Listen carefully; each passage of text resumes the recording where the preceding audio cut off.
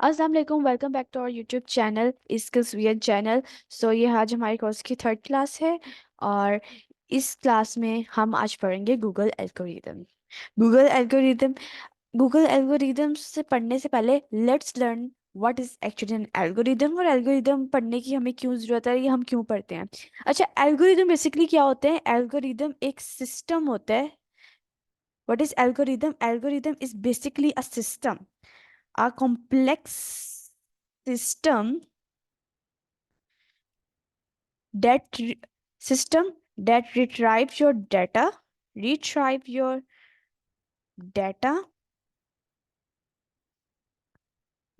and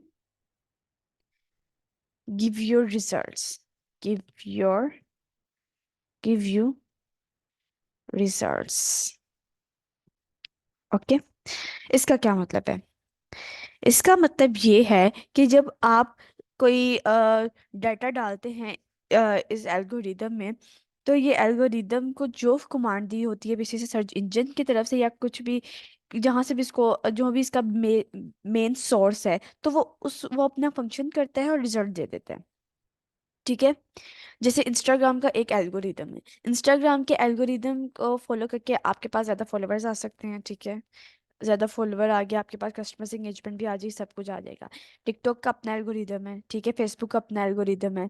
इसी तरह तमाम सर्च इंजन्स का भी अपना एल्गोरिदम है, गूगल का अपना एल्गोरिदम है। और गूगल का एल्गोरिदम को हम इसलिए स्टडी करने जा रहे हैं क्योंकि एसईओ बेसिक मोस्ट कॉमनली हम करते ही गूगल पे है, कि अपने वेबसाइट को गूगल गूगल पे रैंक करवाना होता है। तो इस वजह से आपको पता होना चाहिए कि आपको क्या नाम है, जब आप वेबसाइट को की एसईओ करेंगे, जब आप गूगल पे रैंक करेंगे, तो गूगल की डिमांड्स को भी आपको पता होना चाहिए। फिर आपके लिए ज़्यादा आसान होगा गूगल पे वेबसाइट कैसे SEO करना। ठीक है।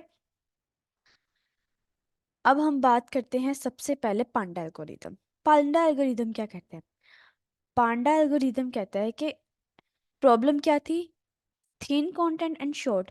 कि पांडा एल्गोरिदम से पहले क्या प्रॉब्लम थी कि जब यूजर कोई क्वेरी डालता था तो उसको कंटेंट बहुत शॉर्ट मिलता था और थिन कंटेंट मिलता था, ना उस कंटेंट की क्वालिटी होती थी, और क्यूरी कुछ होती थी डल और आती कुछ थी। ठीक है। वेबसाइट्स पर जो जो वेबसाइट रिजल्ट के तौर पर आती थी, उनका कंटेंट बिल्कुल से डिफरेंट होता था। अगर होता था तो बहुत ही छोटा कंटेंट होता था, मतलब यूजर को अपना डिजायरेबल कंटेंट नहीं मिल पाता था।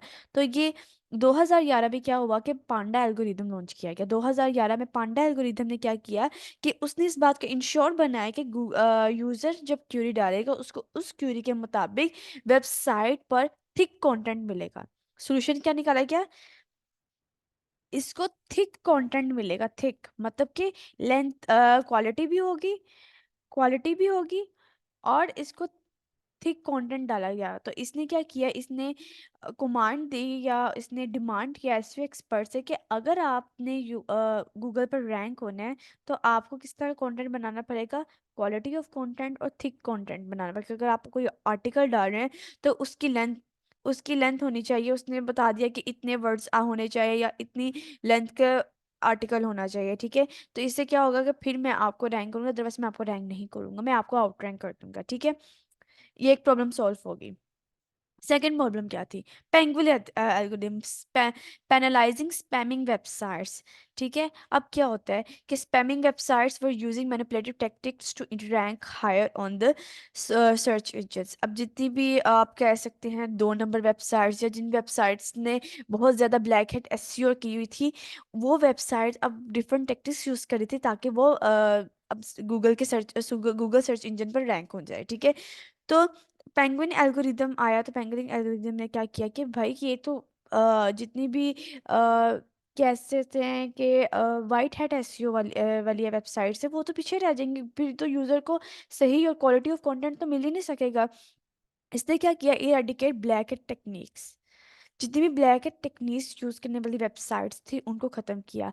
अब क्या हुआ कि पेंगुइन एल्गोरिदम क्या करता है कि जो भी वेबसाइट जो ब्लैक एट टेक्निक्स यूज करती हैं, उनको रेडिकेट कर देता है, उनको आउटरैंक कर देता है, उनको सर पर लाता ही नहीं है। ठीक है। उसके बाद ये भी एक प्रॉब्लम सॉल्व हो गई। पांडा एल्गोरिदम ने क्या किया? Panda algorithm quality of content ensure करता है और थिक कंटेंट इंश्योर करता है। पेंगुइन एल्गोरिदम क्या करता है कि स्पैमिंग वेबसाइट्स उनको आउटरैंक कर देता है, ठीक है। जितनी भी स्पैमिंग वेबसाइट्स हैं उनको एनालाइज करता है, ठीक है, और उनको आउटरैंक कर देता है, ठीक है, वो ताकि वो सर्चेस पर आई ना और यूजर तक वो पहुंच ही ना सके, ठीक है। उसके बाद क्या हुआ, humming bird understand user intent. Humming bird humming bird algorithm क्या करता है, हमिंग बर्ड एल्गोरिदम ये कहता है कीवर्ड डेंस कि एक कीवर्ड डेंसिटी पे काम करता है, और दूसरा ये किस पर काम करता है, अंडरस्टैंड यूजर इंटेंट, ठीक है। यूजर इंटेंट मतलब कि अब आपने एक क्यूरी डाली है कि आपने क्यूरी डाली है furnitures, best furnitures around me, लेकिन आपको आगे से वो आपको मेकअप शो करवा देता है, या तो आपको ऐसे रिजल्ट्स देता है जो कि आपकी क्यूरी के साथ बिल्कुल मैच नहीं होते। तो इसने इस बात को इंश्योर किया था कि यूज़र जो कंटेंट डालेगा उस या यो स्पेशली जो क्यूरी डालेगा उस क्यूरी के मुताबिक आपको कंटेंट मिलेगा, ठीक है। अगर यूज़र ने बेस्ट फर्नीचर अराउंड मी डाला है तो उसको वो वाली वेबसाइट्स दिखाई जाएंगी या वो कंटेंट दिखाया जाएगा जो कि उस क्यूरी से रिलेट करता होगा, मतलब कि वेब फर्नीचर की इमेजेस या फर्नीचर वाली वेबसाइट जो उसके अराउंड है वो शो करवाई जाएंगी, ठीक है। उसके बाद अगर हम इसके बाद अगर हम कीवर्ड स्टफिंग की बात करें तो क्या होता था, कुछ वेबसाइट अपने आप को इस तरह रैंक करवाती थी, बहुत ज़्यादा कीवर्ड स्टफिंग करती थी कि एक कीवर्ड को 10 10 50 50 टाइम्स यूज़ किया होता था, ठीक है। इससे क्या होता था, कंटेंट की क्वालिटी गिर जाती थी, और जो हर जगह आपको वही कीवर्ड नज़र आ रहा होता जिस कीवर्ड पे वो रैंक होना चाहते थे। तो इस बात को भी इंश्योर किया गया कि आपको वही कंटेंट दिखाया जाएगा जो कि आप क्या नाम है चाहते हैं। उसके बाद है rank math. What is rank math? Rank math machine learning algorithm that helps Google to process research queries and improve the relevancy of the search.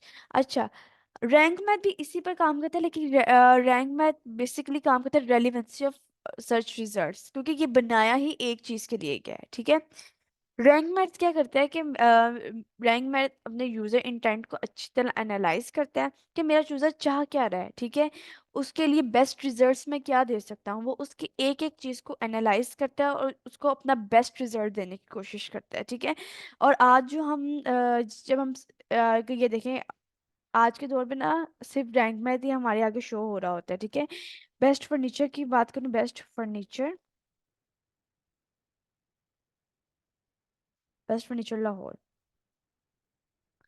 तो मुझे आगे ये देखिए, मुझे प्लेसेस पे शो हो गई हैं, मुझे इसकी वेबसाइट्स पे शो हो रही हैं। ये कौन सा काम का है, ये रैंक मैथ काम का। रैंक मैथ ने क्या किया, मुझे मेरे इसने मेरे इंटेंट को एनालाइज किया, ठीक है, और मेरी क्यूरी के मुताबिक मुझे ये सारा दे दिया, ठीक है। उसने मुझे इमेजेस दे दी, इसने मुझे प्लेसेस बता दी, इसने मुझे ये वेबसाइट्स बता दी। रैंक मैथ ने मेरे इंटेंट को एनालाइज किया, उसके बाद उसके मुताबिक मुझे रिजल्ट दे दिए, ठीक है। इस बात को इंश्योर रैंक मैन इस बात को इंश्योर करता है कि जो इसका यूज़र है उसको उसके कंटेंट क्यूरी के मुताबिक उसका डिज़ायरेबल कंटेंट मिल जाए, ठीक है।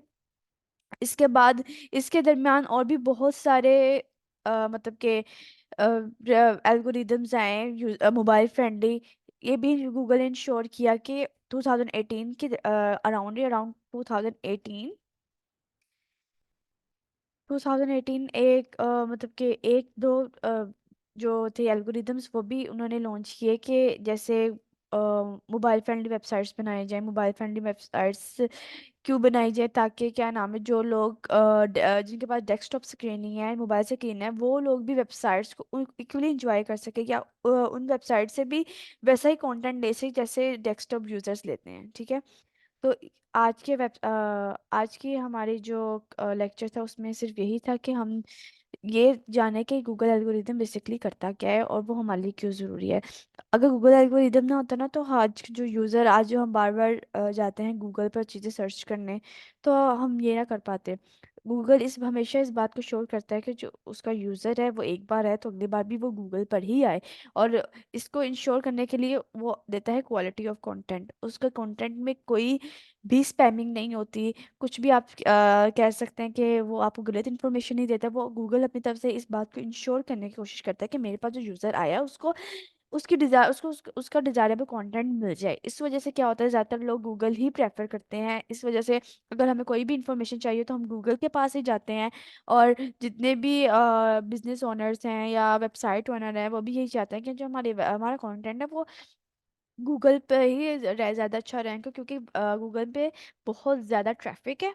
लोग गूगल को बहुत ज़्यादा इसलिए भी प्रेफर करते हैं कि वहाँ से इनको डिज़ायरेबल कंटेंट भी मिल जाए, और इसलिए भी प्रेफर करते हैं कि उनके पास जो अपना कंटेंट है वो गूगल पर उसको रैंक करवाएं और वहाँ से वो अपनी ऑडियंस गेन कर लें। सो आज का लेक्चर हमारा सिर्फ इतना ही था, और अगले लेक्चर के लिए आप थोड़ा सा इंतज़ार कीजिए, और फिर मैं नेक्स्ट लेक्चर में हम लेके आऊँगी प्रैक्टिकल नॉलेज।